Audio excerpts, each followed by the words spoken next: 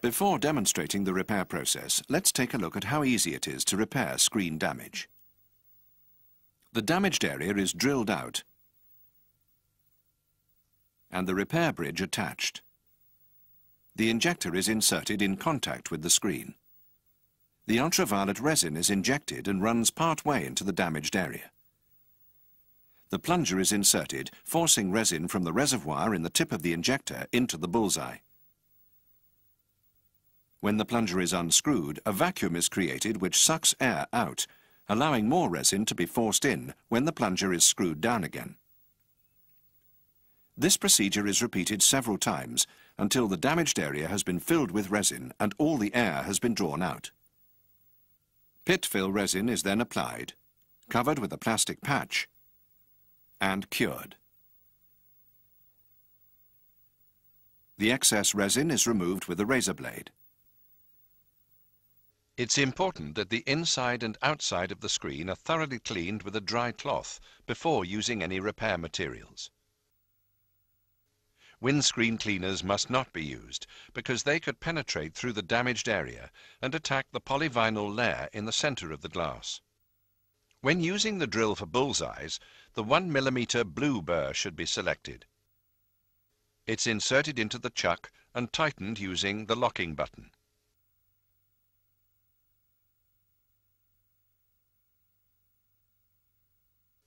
Eye protection should be worn during drilling and resin operations. The drill is switched on and set to a slow speed.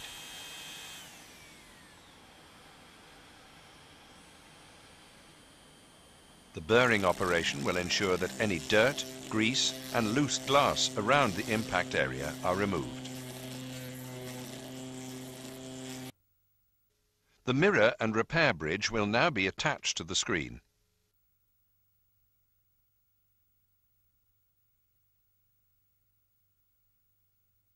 The aluminium lever is raised and a coating of the gel is smeared onto the sucker.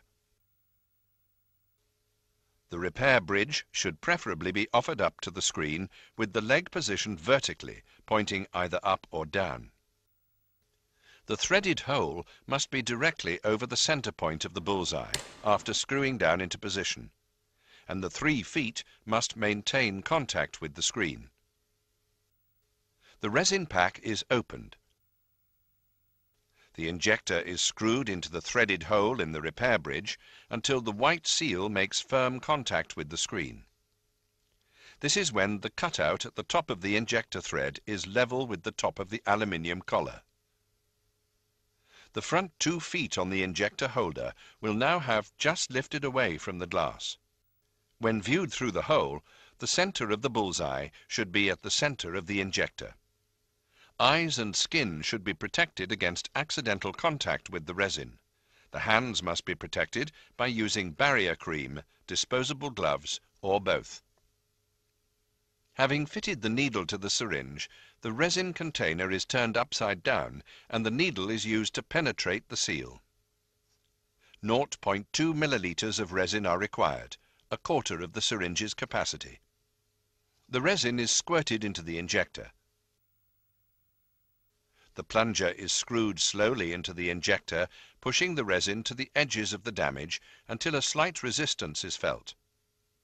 At the same time, the white seal, which should be viewed in the mirror, will begin to expand, and the bullseye will start to disappear from the center outwards. No more pressure should be applied to the plunger screw at this stage. The resin should now be left under pressure for 3 minutes in order to allow the resin time to penetrate the damage. After the 3-minute soak, the plunger should be unscrewed about 5 millimeters, causing a vacuum which sucks out any air. After about 30 seconds, the plunger is tightened again, pushing even more resin into the break in place of the air. The mirror is moved to one side and the inside of the windscreen is warmed. The pressure is left on for a further 3 minutes, allowing the resin time to fill the damage.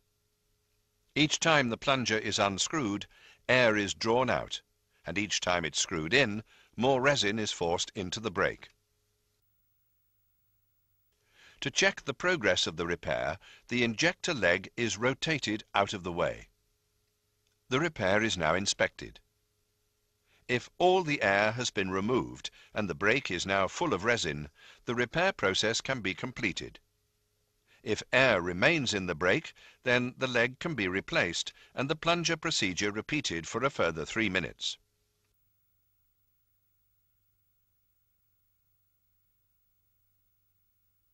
To finish the repair, with the leg rotated to one side, any excess resin is wiped off. A drop of pit-fill resin is applied to the remaining surface chip and covered with UV plastic sheet.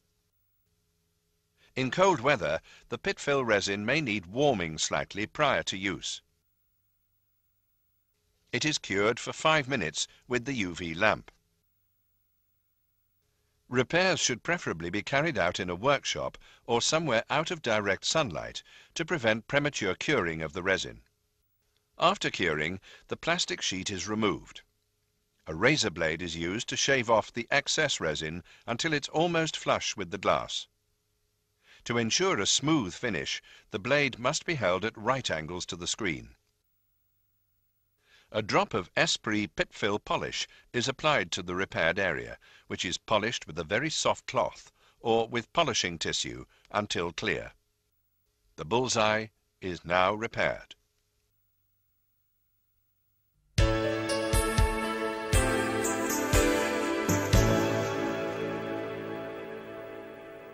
Star brakes like these can also be repaired easily.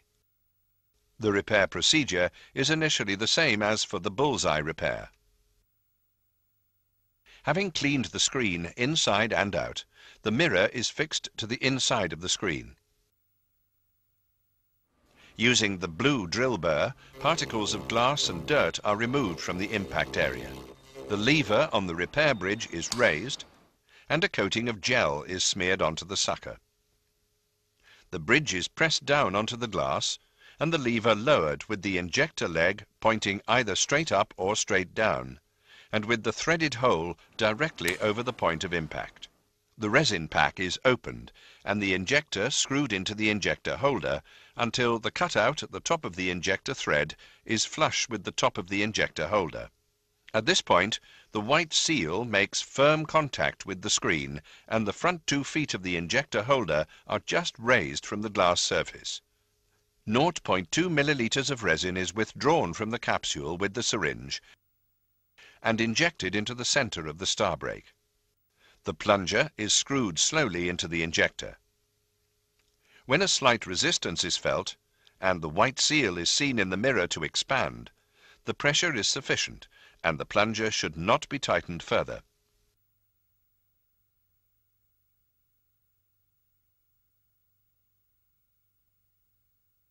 At this stage, the center of the star brake appears to have been repaired, but the radiating cracks are still visible. The pressure is held for 3 minutes, allowing the resin time to penetrate into the damage. The plunger is then unscrewed about 5 millimeters and left for 30 seconds, creating a vacuum that will draw out excess air. The pressure must now be reapplied for a further 3 minutes.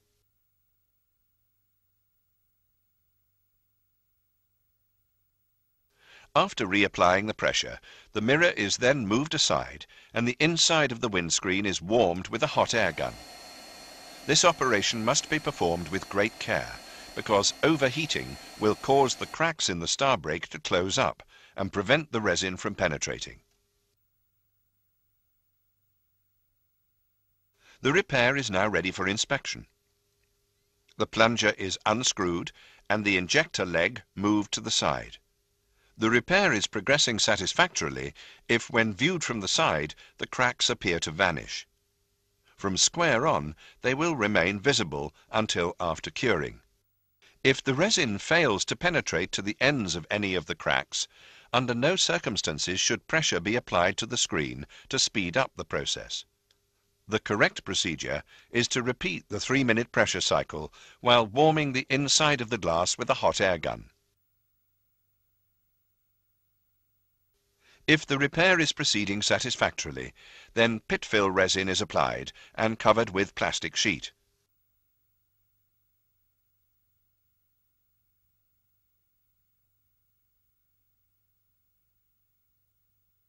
It is cured under the UV light for 5 minutes. After shaving off the excess resin, the area is polished with the pit-fill polish to complete the repair.